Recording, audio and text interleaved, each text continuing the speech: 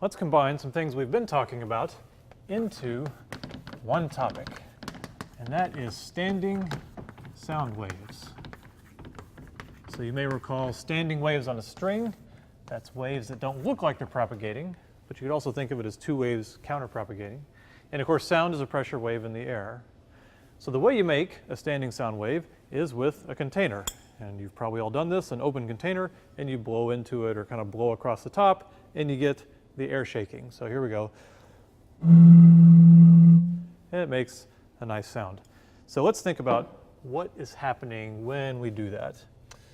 Let's see. So we're going to do it for a container like this that's open at one end and closed at the other. So we would call this a column. Usually you call it a column closed at one end, which implies the other end is open.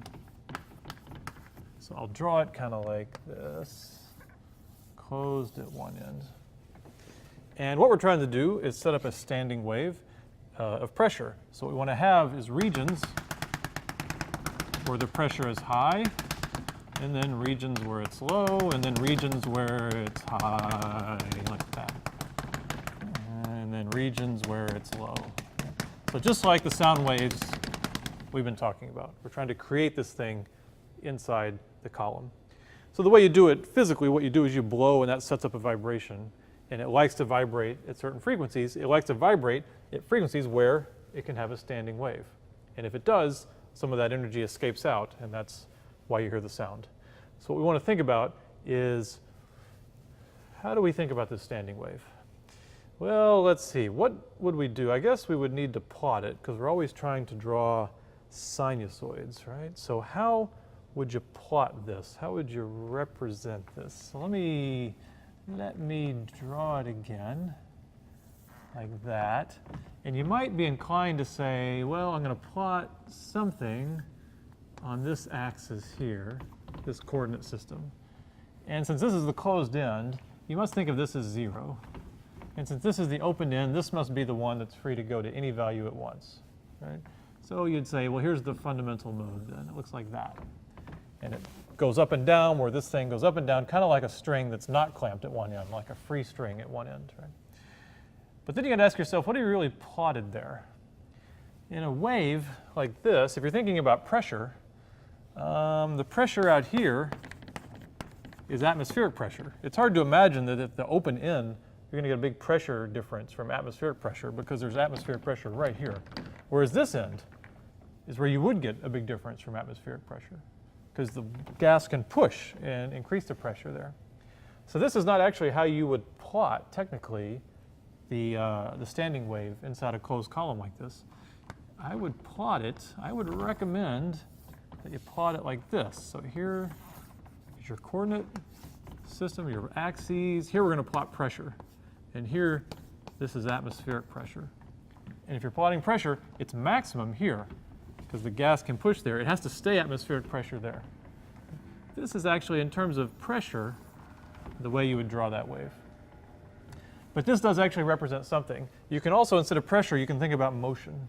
So here, where the pressure is high, would be the antinodes. If you're plotting pressure, the molecules don't move much, right? It's a longitudinal wave. All the molecules are vibrating to make this happen, but they don't move much this way, right here. But where the pressure is low, they're having to move a lot, right? They're moving where the pressure is low to make the pressure high, and where the pressure is high, they just sit there. That's also why the ones at the end, the pressure is high, they just sit here. Right? So you could plot this, and you could just call it motion. So keep in mind, none of the air molecules are moving along with the wave. Only energy moves along the wave. But since it's a longitudinal wave, they shake in this direction. So sometimes in books, you might see it plotted like this. Just realize they're not really plotting the pressure, they're plotting the motion. In the end, if you want to find the wavelength, it doesn't really matter. You're going to get the same wavelength as long as you have one end clamped and you have one end open. So this is sort of the fundamental. This is the lowest one. So we would say that lambda 1, in either way you plot it, is equal to, we've plotted a fourth of a sinusoid here. So the wavelength must be 4 times the length of the open tube. So it'd be 4L for that one, 4L. These are the same thing. we could draw another one and try to think about what's the next standing wave that you would expect. I'll plot pressure because I prefer pressure, so I'm plotting like this. So it has to be clamped at that end, it has to be open at the other end. So the next time you get this thing to be open would be when you've gone 3/4 of a wave, right? It will look kind of like this. And that would be your next shot, right? So that is at lambda 2 is 4L over 3.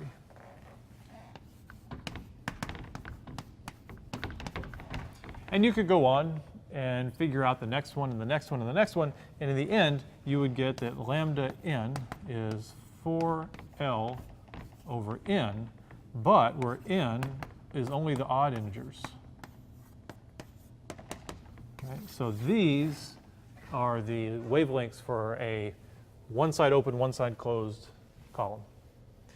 If you wanted to open both sides, you'd have to draw different patterns, you get different wavelengths. You want to close both sides, well, it'd be hard to get any sound out of it, but you'd have different wavelengths.